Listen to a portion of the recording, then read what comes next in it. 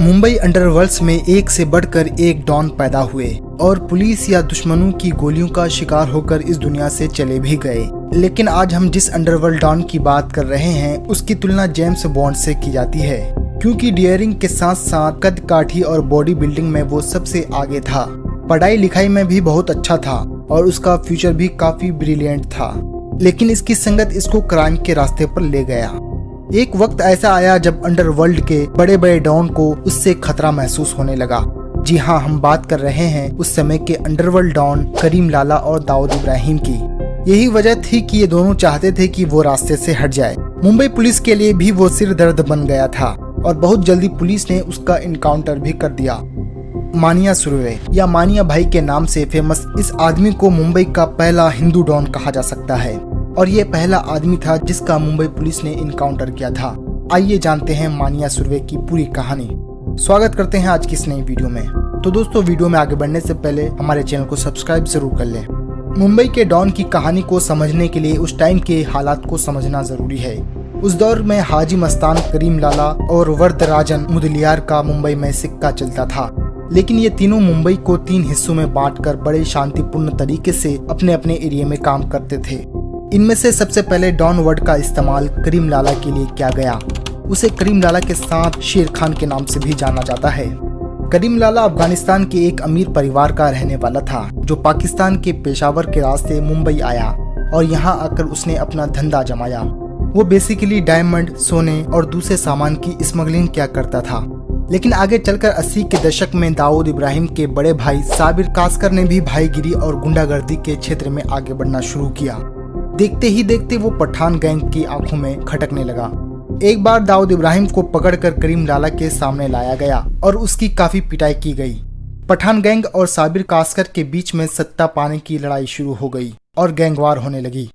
आज तक मुंबई अंडरवर्ल्ड में मौजूद तीनों क्रिमिनल बड़े शांति से क्राइम्स को अंजाम दिया करते थे। वो स्मगलिंग, इल्लीगल शराब, जुआ, सट्टा जैसे काम किया करते थे, पर खून खराबी से परहेज किया करते थे। जबकि अंडरवर्ल्ड की नई पीढ़ी अपना प्रभाव जमाने के लिए खून खराबा करने लगी थी। आगे चलकर पठान गैंग और कासकर गैंग के बीच हाजी मस्तान ने इस बात का समझौता कर दिया कि अब ये आपस में एक दूसरे के साथ खून खराबा नहीं करेंगे और ईमानदारी से काम करेंगे। उसी समय मुंबई के अंडरवर्ल्ड में एक और शख्स का नाम उभर कर सामने आने लगा, अर्जुन सुर्वे, जिसे उसके दोस्त मानिया सुर्वे के नाम से पुकारते थे। मानिया सुर्वे का जन्म महाराष्ट्र की रत्नागिरी में हुआ था और अपनी शुरुआती पढ़ाई लिखाई के बाद ये मुंबई अपने बड़े अब्बू के घर आया ताकि आगे की पढ़ाई कर सके। उसने मुंबई की कीर्ति कॉलेज में बीए में एडमिशन लिया और आगे चलकर अपना ग्रेजुएशन 76% नंबर के साथ पूरा किया। मानिया का सौतेला भाई अपराध की दुनिया में अपना दखल रखता था। धीरे धीरे मानिया सुर्वे भी इस रास्ते पर चल पड़ा। आगे चलकर उसने अपना गैंग बनाया और छोटे मोटे काम करने लगा। इसी तरह एक बार लड़ाई के दौरान एक शख्स की जान चली गई। उसके बाद मानिया सुर्वे और उसके भाई को पुलिस ने अरेस्ट किया।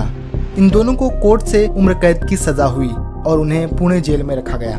लेकिन जेल में दूसरे क्रिमिनल्स के साथ उनके झगड़े होते थे, जिससे कि जेलर परेशान हो गया।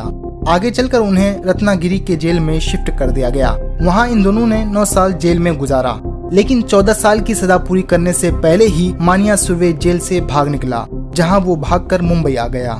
पहले तो वो दाऊद इब्राहिम और गैंग पठान में एंट्री करने की कोशिश करता है, मगर जब उसे गैंग में कोई जगह नहीं मिलती तो वो अपना ही एक ग्रुप बनाता है। छोटी मोटी वारदात करता है, बैंक लूटता है और जो भी उसके रास्ते में आता है उसे ठिकाने लगाता जाता है। आगे चलकर मुंबई अंडरवर्ल्ड में इसका नाम चलने लगा। पठान गैंग मानिया सुर्वे से मुलाकात करता है और उसे साबिर कासकर की हत्या करने के लिए कहता है। मानिया सुर्वे को भी अंडरवर्ल्ड में अपना नाम कमाने का मौका मिल ही जाता है। इसके बाद साबिर कासकर रात के वक्त सिद्धि विनायक मंदिर के पास मौजूद पेट्रोल पंप पर आया। पहले से मौजूद मानिया और उसके लोगों ने उस पर फायरिंग कर दी और वहीं उसकी मौत हो गई। अगले दिन अखबारों में साबिर कासकर की मौत की खबर बड़े बड़े अक्षरों में छपी हुई थी।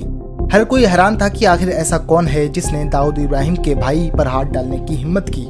पठान गैंग पर पहले शक गया, लेकिन समझौता हो चुका था।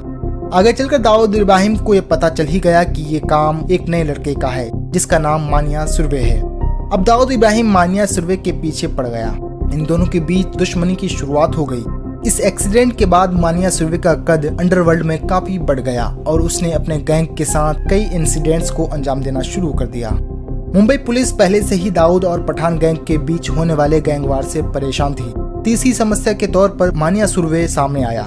उस समय मुंबई पुलिस क्राइम ब्रांच के अफसर इसाक बागवान के नेतृत्व में मानिया सुर्वे को न्यूट्रलाइज करने के लिए एक टीम का गठन किया गया। उसके बाद मानिया सुर्वे की तलाश शुरू हो गई।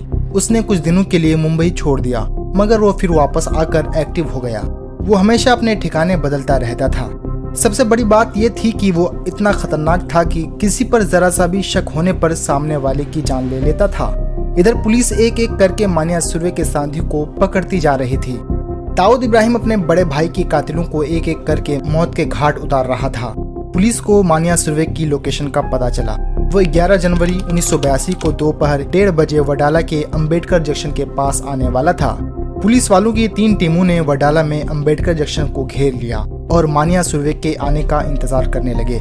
ठीक 1:30 बजे मानिया सुर्वे टैक्सी से आया। जैसे ही टैक्सी से बाहर निकला, उसने अंदाजा लगाया कि वो पुलिस के बीच फंस गया है।